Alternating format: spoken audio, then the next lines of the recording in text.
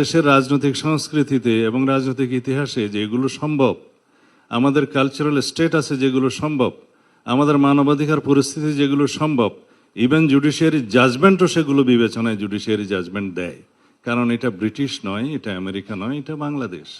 এখানে আমাদের ধর্মীয় কালচারকে বিবেচনায় নিতে হয়, আমাদের সামাজিক কালচারকে বিবেচনায় নিতে হয়, আমাদের দীর্ঘদিনের চর্চিত রাজনৈতিক কালচারকে বিবেচনায় নিতে হয়। সেই জন্য আমরা গ্রাজুয়ালি একটা পরিযায়ী এমন অবস্থায় এসেছি যে আমরা সবাই এখানে আছি আপনার নেতৃত্বে। কেন আছি? যে এমন একটা অ্যাটমসফিয়ার আপনি ক্রিয়েট করতে পেরেছেন, গণ অভ্যুত্থানের মধ্য দিয়ে ছাত্র জনতা রক্ত দিয়ে এটা ক্রিয়েট করতে পেরেছে যে আজকে সকল রাজনৈতিক দল একটা সৌহার্দ্যপূর্ণ পরিবেশে অম্লমধুর আলোচনা করে একটা সিদ্ধান্তে আসতে পারে।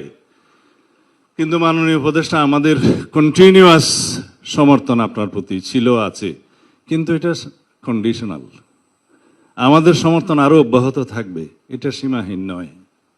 আমরা চাই আপনার নেতৃত্বে একটা ঐতিহাসিক নির্বাচন, এটাই হচ্ছে কন্ডিশন। আপনার প্রতি আমাদের সীমাহীন সমর্থন নয়, আমাদের সীমারেখা আছে। আমরা গণতান্ত্রিক উত্তরণের জন্য এই সীমারেখার মধ্যে আপনাকে সমর্থন দিচ্ছি। আপনি দয়া করে এটা অনুধাবন করার চেষ্টা করবেন। আজকে সচিবালয়ে যে সমস্ত নিয়োগ বদলি পদায়নের জন্য আপনি মন্ত্রিপরিষদ একটা ক্যাবিনেট কমিটি করে দিয়েছেন, এটার কোনো চর্চা নাই, এটার কোনো ট্রেডিশন নাই, এটা কোনো নিয়ম নয়।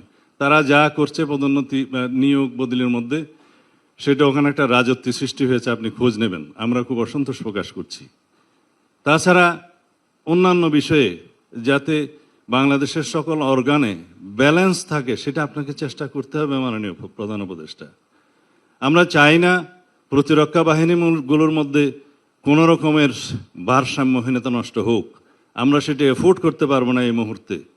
আমরা চাই আপনার সাথে প্রতিরক্ষা বাহিনীর সুসম্পর্ক বজায় থাকুক। রাষ্ট্র একটা ব্যালেন্সড অবস্থা থাকতে হবে। আমরা নির্বাচনকে সামনে রেখে কোনো রকমের ঝুঁকির মধ্যে আমরা যেতে চাই না, যেতে পারবো না, সেটা আমরা এফোর্ড করতে পারবো না। পতিত স্বৈরাচার এবং তাদের দোসর একটি দেশ এই সুযোগ নেয়ার জন্য বসে থাকবে। সুতরাং আমাদেরকে একদম অতি বিপ্লবী হলেও চলবে না, আমাদেরকে বাস্তবতার নিরিখে আমাদের পদক্ষেপটা দিতে হবে।